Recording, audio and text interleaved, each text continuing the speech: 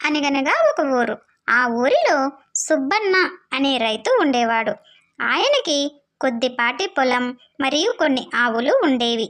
పంటలో కంటే పాలలోనే ఎక్కువ రాబడి ఉండటం చేత తన దగ్గరున్న ఆవుల సంఖ్యను ఎక్కువ చేసుకున్నాడు సుబ్బన్న. చివరికి సుబ్బన్న దగ్గర ఆవుల సంఖ్య ఎంత ఎక్కువయిందంటే ఆయనకిక తన ఆవుల్లో ఒకదాన్ని కొట్టం బయట కట్టేయక తప్పలేదు. కొట్టంలో చోటు లేదు కదా మరి. తన దగ్గరున్న ఆవులన్నింటిలోకి అనుకువైన ఒక సన్నని ఆవును బయట కట్టేస్తున్నాడు ఇప్పుడు సుబ్బన్న. ఆ ఆవు చాలా మంచిది. అది ఎంత మంచిదంటే ఏ సమయంలోనైనా మంచిగా పాలిచ్చేది. దూడను వదలాల్సిన పని కూడా లేకుండానే పాలిచ్చేంత సాధువైన ఆవు అది. ఇక సుబ్బన్న దగ్గర ఒక మంచి కోడిపుంజు కూడా ఉండేది. రోజు ఇంకా తెల్లవారకుండానే అది తన గంభీరమైన కూతతో వీధిలోని వారందరినీ నిద్రలేపేది. ప్రతిరోజు ఆ కోడిపుంజు కూసే 3వ కూతకు సుబ్బన్న మేలుకొని పాలు పిండడానికి కొట్టంలోకి పోయేవాడు. సుబ్బన్న దినచర్యను గమనించిన పక్కింటామె పిసినారి పుల్లమ్మ ఒక దురాలోచన వచ్చింది. ఇక ఆమె రోజు తొలికోడు కూతకే మేలుకోవడం మొదలుపెట్టింది.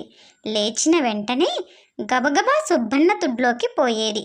కొట్టం బయట కట్టేసి ఉంచిన ఆవు పాలన్నీ చకచకా పిండేసుకుని ఇంటికి పారిపోయేది. పాపం 3వ కూతకు మేలుకున్న సుబ్బన్న దొడ్లోకి పోయి చూస్తే బయట కట్టేసిన ఆవు పాలు ఇచ్చేది కాదు. కారణం అర్థం కాక సుబ్బన్న అయోమయంలో పడిపోయాడు. అలా ఓ 4 రోజులు గడిచాయి. ఇక లాభం లేదని తానే స్వయంగా కాపలా ఉండి ఒక రాత్రంతా మేలుకుని చూశాడు. మాయమవుతున్న ఆవు పాలన్నీ ఎటుపోతున్నాయో తెలుసుకునేందుకు. కోడి కూసిందో లేదో ఒక స్త్రీ రూపం దొడ్లో ప్రత్యక్షమయ్యింది.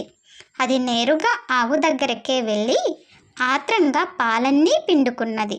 ఆ పైన ఆ ఆకారం పక్కనుండే పుల్లమ్మ ఇంట్లోకి పోయింది. చూస్తున్న సుబ్బన్నకు విషయం అర్థమయ్యింది. రోజూ పాలన్నీ పిండుకుపోతున్న పుల్లమ్మకు గట్టి గుణపాఠం చెప్పాలి అనుకున్నాడు. ఆ రోజునే కోడిపుంజుని తమ బంధువుల ఇంటికి పట్టించి పంపించాడు. చీకటి పడుతుండగా తమ వీధిలోనే ఉండే చాకలి పుల్లన్న ఇంటికి వెళ్ళి తన గాడిదను ఒక్క రాత్రికి తన దొడ్లో కట్టేసుకుంటానని అడిగాడు. సుబ్బన్న అయితే పశువులకు మంచి పచ్చిగడ్డి వేస్తాడు. గాడిదకు ఆ రాత్రి పండగే మరి. అందుకనే ఒక్క రాత్రేమిటి, ఎన్ని రాత్రులైనా సరే పట్టుకుపోమ్మన్నాడు పుల్లన్న. ఇక సుబ్బన్న రోజు కొట్టం బయట ఆవును కట్టేసే స్థానంలో ఆ గాడిదను కట్టేసి దానికి బాగా పచ్చిగడ్డి వేశాడు. దొరక్క పచ్చగడ్డి దొరకడంతో కడుపుబ్బెట్టుగా తిన్నది ఆ గాడిద. చీకట్లో ఎవరైనా చూస్తే దాన్ని ఆవే అనుకుంటారు.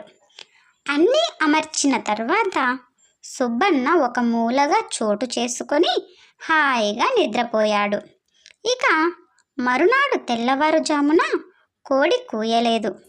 రోజు సరైన సమయానికి వచ్చే పుల్లమ్మ ఆ రోజు కాస్త తడబడి అయ్యో చాలా ఆలస్యమయ్యిందే అన్నట్లు గబగబా దొడ్లోకి ప్రవేశించి నేరుగా ఆవు దగ్గరికి పోయింది.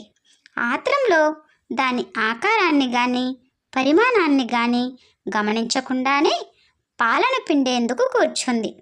అలా కూర్చుందో లేదో దభీమని ఒక గట్టి తన్ను శబ్దం, ఆ వెంటనే టంగుమన్న ఇత్తడి కుండ శబ్దం, అయ్యోమన్న అరుపులు వెలువడ్డాయి. బెదురుకున్న గాడిద పుల్లమ్మను మళ్ళీ మళ్ళీ తన్ని ఒళ్ళు హూనం చేసేసింది.